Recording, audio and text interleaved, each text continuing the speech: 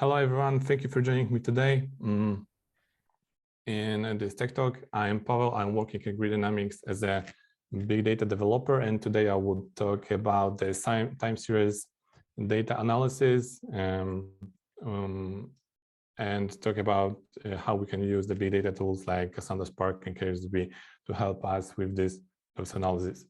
So let's maybe start with the definition. What exactly time series data is. So you can think about the time series data as a sequence of events or data points that occur over time, and the time interval between data points depends if you sample the data or if it's just a set of events that are streamed to your system.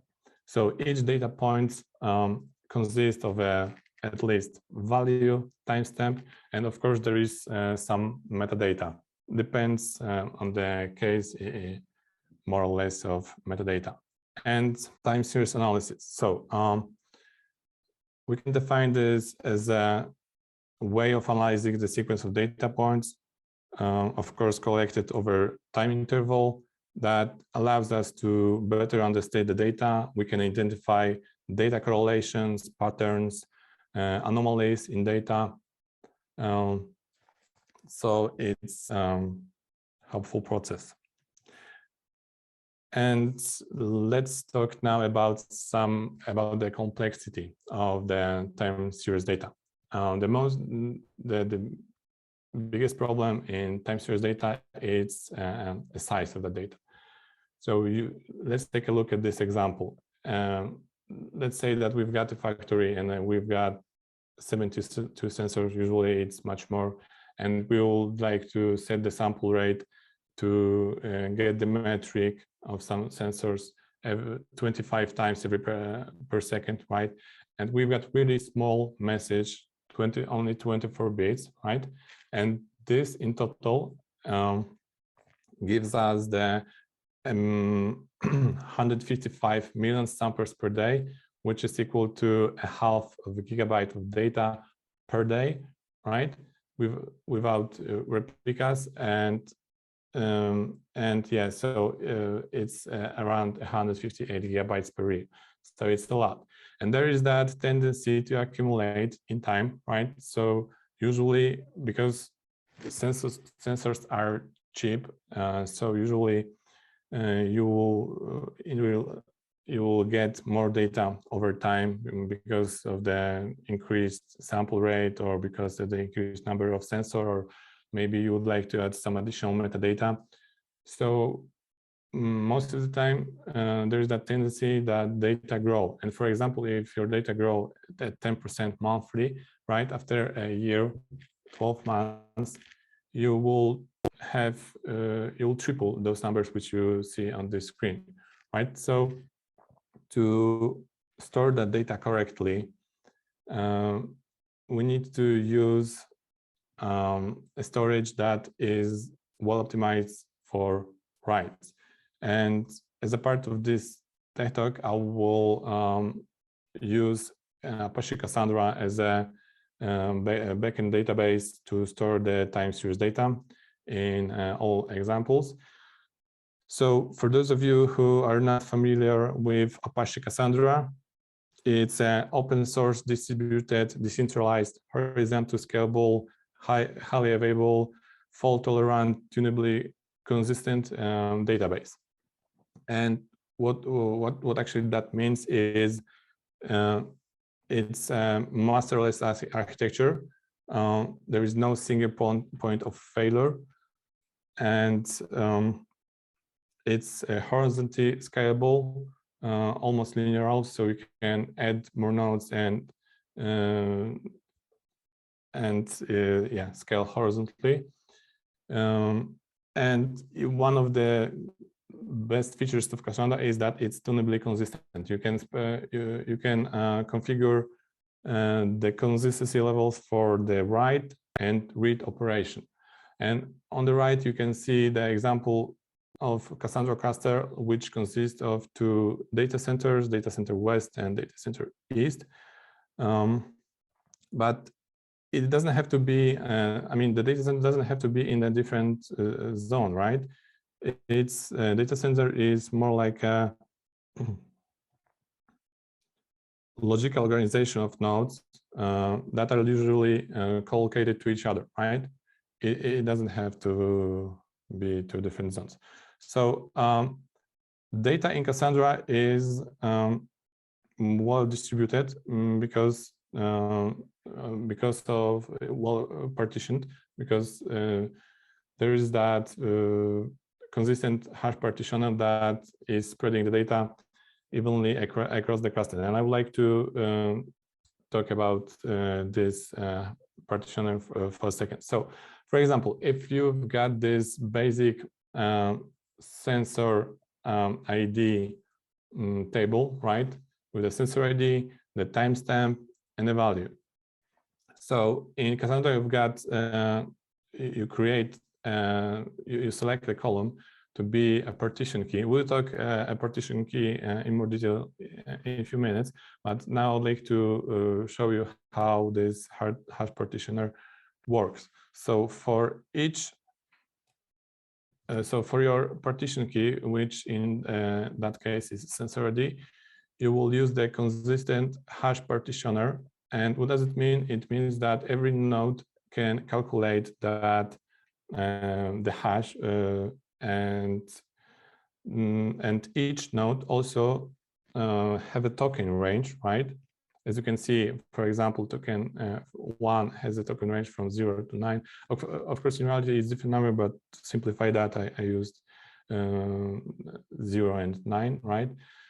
So once the node which received the request calculate that hash of that, he will know where to store the data. And in that case is node number 2. Yeah.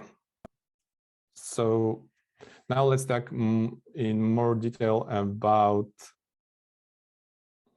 one more thing here. So why it's so important, why partitioning data is so important, because if you, for example, have the sensor ID 1, right, and you will consistently write to this table, you will make, because that consistent hash partitioner will always give you the same number, you will get all the data points at the same node. And that will allow you to get that data more efficiently, and get a quicker response. So here is how the primary key of that table looks like. We've got first part of the primary key is a partition key. This is, as we already discussed, this allows you to identify the partition on which that row will be stored, and you've got the clustering column, right? In that case, it's timestamp, and this clustering column is responsible for organizing data on disk. So for a single SS table in Cassandra, you store only once the part which is inside the partition key, but the clustering key and the value is repeated with every value, right? So how to design a good partition for the time series data, and I mean it will work even in other cases. So there is no golden rules, or there are just recommendations. So you want to have your partition, you want to keep your partition relatively small. And what does it mean? Is that you don't want to exceed the number of 100,000 rows in a single partition, which is or of course you can have a row with multiple columns, right? So that translates to a limit of 100 megabytes per partition. There is actually one hard limit. I mean, there was up to Cassandra 5.0 probably, that you cannot exceed the 2 billion cells in a single partition. Okay, and so keep partitions bounded, right? What does it mean is, take a look at this primary key. What will happen after some time is any data related to that sensor ID will always go to the same partition, and that partition will be really huge over time, and then there will be a problem to query that data efficiently, do some aggregation on that, right? So we should always think about the boundaries, and in that case we could do something like we could add the time bucket, right? We could use the technical bucketing to limit that partition size. And so we added right month. So every month the new partition will be created, and we will make sure that the size of our partition will be limited. Avoid whole partitions means that we don't want to query on a single partition, right? We want to use the distributed nature of Cassandra,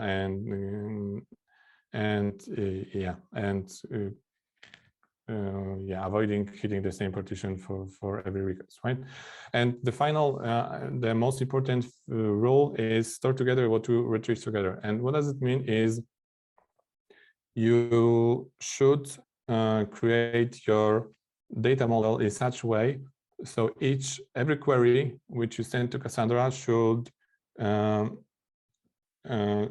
query only a single partition, should check only a single partition. You don't want to have a situation like you do make a query and the Cassandra cluster needs to query multiple partitions to give you the result, because the coordinator node which received that will need to wait for responses for all the replicas for all the partitions, right? And it may result in, so okay, and take that's the inside the table, right? We see the example of how the time series data may look like actually. So in this example, I use the system metric and the active HTTP session count. So we can see that we've got the name of the metric, we've got the metadata like a host ID. We could add, of course, most like data center ID, rack ID, network ID, whatever defines that event is better, and the data point. So we've got the timestamp, report add, and we've got the value. So let's think how we could model that data for Cassandra. We could create the partition key based on the metric name and the host ID, right? And keep the timestamp as a clustering key. This will allow us to distribute data correctly. And one more important thing that I forgot to mention 2 slides before is that in Cassandra, right, you need to identify your query patterns first. You need to know the query first. Then you can organize the data around that query to create your data model. So you first identify the primary key, and that primary key will define the access pattern, efficiency, and also the layout of the data on the disk. So you should try to distribute the data correctly, and in that case, the metric name, host ID, and of course, to keep the partition limited time bucket, which is year month, right? And if you're designing your own table, right, you can specify a time bucket, right, which you can specify the time bucket to be equal to a single day, a single month, or 3 weeks, 2 weeks, or even a year, right? It depends on the volume of the data, right? If you got millions of events, the year month is fine, but if you've got multiple billions, then you maybe should consider limiting it to a day. And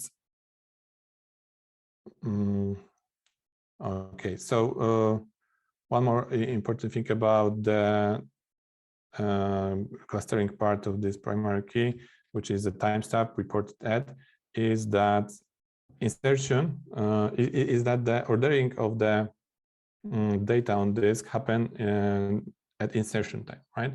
So if you see on this table definition, at last line, you've got this descending order, right? And what does it mean? It's the newest data points will be stored at the beginning. And why is that good? It's good because you can do queries like give me top 5 or 500 values, and that will be efficient, right? If you will use the default data arrangement on disk, which is ascending order, yeah, that will be not optimal. And let's talk now about the aggregations. So you've got your table, you've got your data model. Now we would like to do data aggregation. So before the Cassandra 3.0, Cassandra didn't allow you to do any type of aggregation on the database side. But starting from the 3.0, it's possible to do some basic aggregation like min, max, average, sum, count. Those are the built-in function in Cassandra.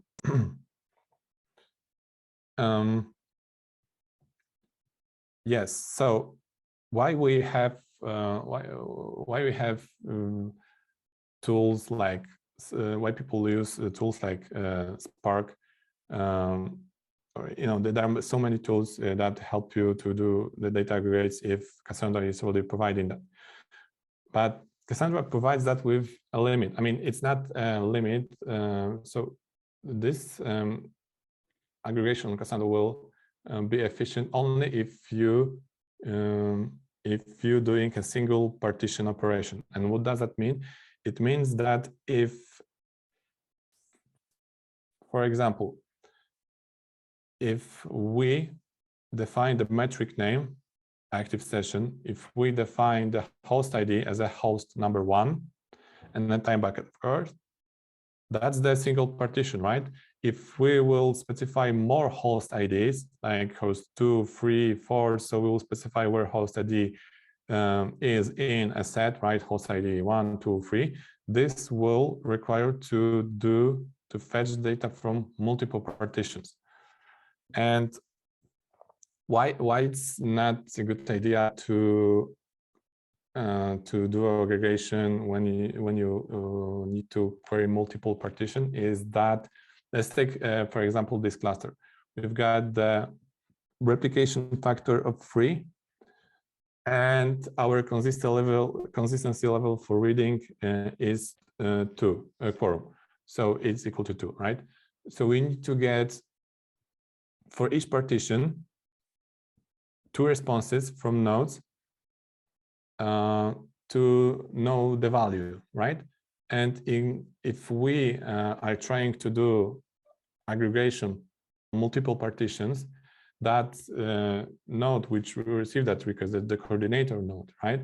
It will need to query many nodes and get the data from many nodes and do the aggregation after that. So most probably when the volume of your data is big, you will see the timeout. And so to limit that problem, you can do the aggregation on single partition, right? And this will limit the number of requests which you need to send.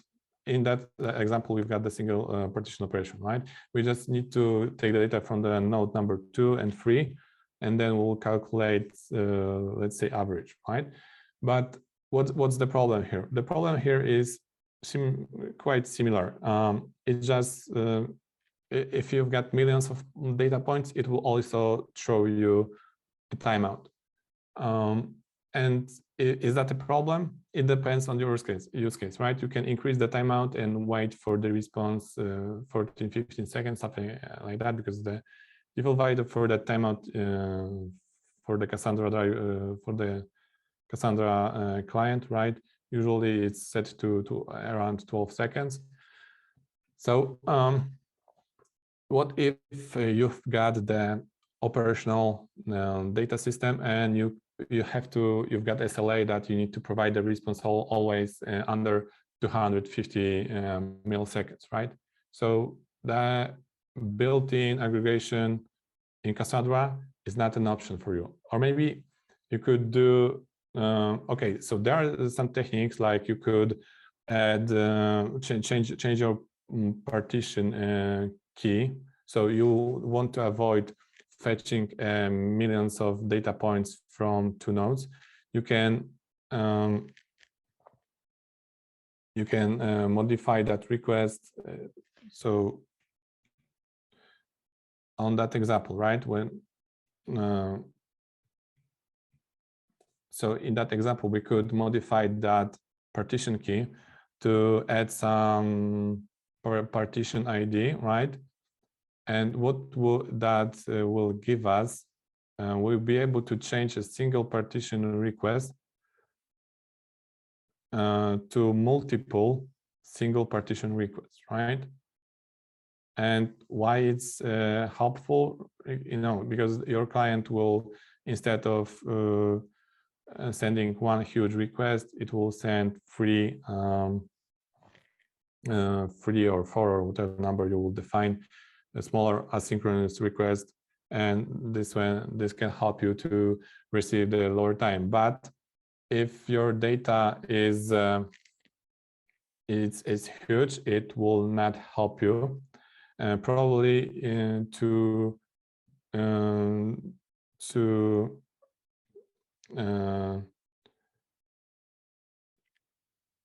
to improve the performance, to reach the SLA, right, to give the response under 250 milliseconds or 200 milliseconds, you will need to do pre-aggregation. I will talk about the pre-aggregation in a moment, but yeah, so there are some limitations, right? And to better understand the problems with the Cassandra data model, let's add to our table one more column, the data center ID. So now our partition key have this additional column, which is data center ID. And the problem with okay, so if you've got the operational data system, then you will need to, for each query, you will need to create a separate table, or you will need to do the data pre-aggregation, right? But what if you would like to explore the data, do things like, I would like to see the average of session count of that metric, right? Of any metric for each data center in that time interval, right? Something like that. Is it possible with this schema? No, it's not possible. Why? Because we are not providing the host ID, right? So you, if you want to query any data, you always need to provide every value for the partition key, right? If partition key is created based on multiple columns, right? This is called then closed partition key. Then you need to provide the value for each column. If you will not provide this, Cassandra will do the full table scan, and yeah, and you may not get the response, most probably. So these are the limitation, right? Limitation of the Cassandra schema, that either we need to create tables to handle all our queries, or we could do something like, there are two options. First, what we could do is we could do the batch analytics on top of the data that we store in Cassandra, right? Having a separate Spark job, or or any other tool that will allow us to do the aggregation. But that's the OLAP, and it will take some time, right? It's not designed for the operational data systems, and for these examples, yeah, I would like to focus on more the operational data system. Right, so if you've got the OLAP, not the OLATP, it's fine, right? You can do the batch analytics on top of Cassandra. That's a great solution. But if you need to give the response under that 250 milliseconds threshold, then you need to do pre-aggregation. And for pre-aggregation, we could do a trick like you see at this table, that if we would like to calculate the value for all possible values inside that column, right? We could use the marker like star and do the pre-calculation, and yeah, or some roll-ups. This will allow us to reach the performance under 200 milliseconds.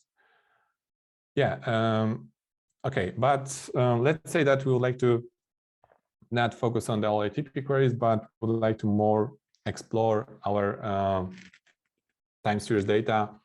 So typically, you as a user expect to do the interactive queries, and the query, get the result, see the chart, modify something, modify, add additional column, add additional column, or do some modification, right? And in case of Cassandra, right, and this data, as you saw, Cassandra tables are, you cannot do that modification, right? If you will add one more column, then you've got a problem, right? You cannot, or if you like to see metrics or data for only a subset of columns, right? It's also not possible, right? If you don't have table designed for that. So if you would like to do that data exploration, there is a great tool, KairosDB. Is a fast time series database on Cassandra, and that KairosDB, yeah, so KairosDB, it's used the Cassandra as a storage, as a backend, right? You can also use different databases like H2, in-memory database, or Stila, right, which is similar to Cassandra. And what is great about, I mean, for the developers, right? What is great about this KairosDB is that its schema, that the schema of the KairosDB data points table is very flexible. You can add more. You can add more. It's called tag, but it means a column, right? The metadata. You can add more metadata to your data. You can do any type of aggregation. You are not limited to just a basic set of aggregation which Cassandra provides you, right? So if you want to explore data and see the value in your data, that's really useful. You can query only the data points which are from the period of interval of time that you specify. Right, you've got this absolute relative options. You can choose a metric, group by any field. Yeah, that's great about this KairosDB, and you can do many aggregations, right? So if you are not sure about how to, if you don't see the value, if you want to explore the value in your data, that's a good starting point. Of course, yeah, and let's now talk a minute about how it's possible that it's based on Cassandra, that KairosDB is based on Cassandra, and it provides such a flexibility. So this is the definition of the main table of KairosDB, data points table. And as you can see, it consists of metric name. Let's analyze the primary key first. So we've got the metric. So this is the simple string metric name, because yeah, and row time. here, row time means it's a starting. It's a time step of the beginning of the time bucket. So if you design your own Cassandra table, you can specify the time bucket to be equal to 1 month or 1 year or 1 day or anything between that. But here it's somehow hard-coded, right? And that row time is equal to 3 weeks. So every 3 weeks you will have new partition, right? Because that row time. Data type is just you define the type of your metric value. So the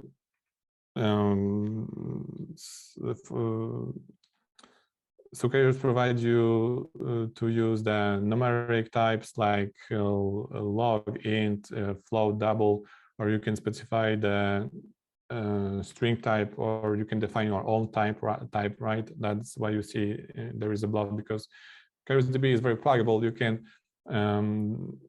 create your own type and use it. And the one of the most important things that schema is that tags column. It's a similar concept that you may know from other time series databases, that it stores all the metadata as a concatenated string, as you can see right now.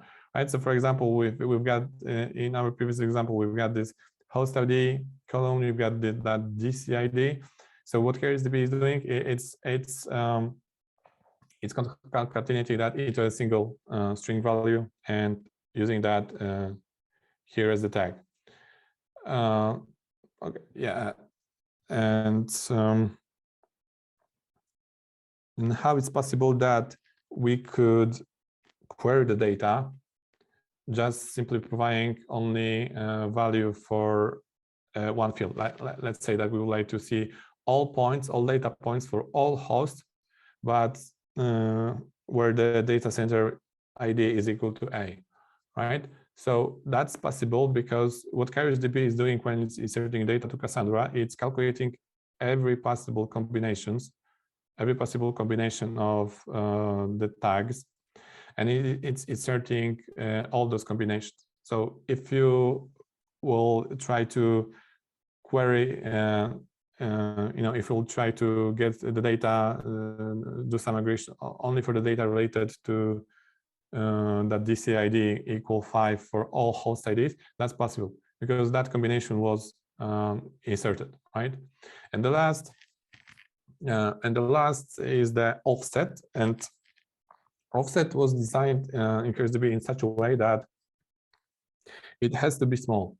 As you remember at the beginning, we said that the partition key part, right, from metric to tag in that case, is stored once per SS table for that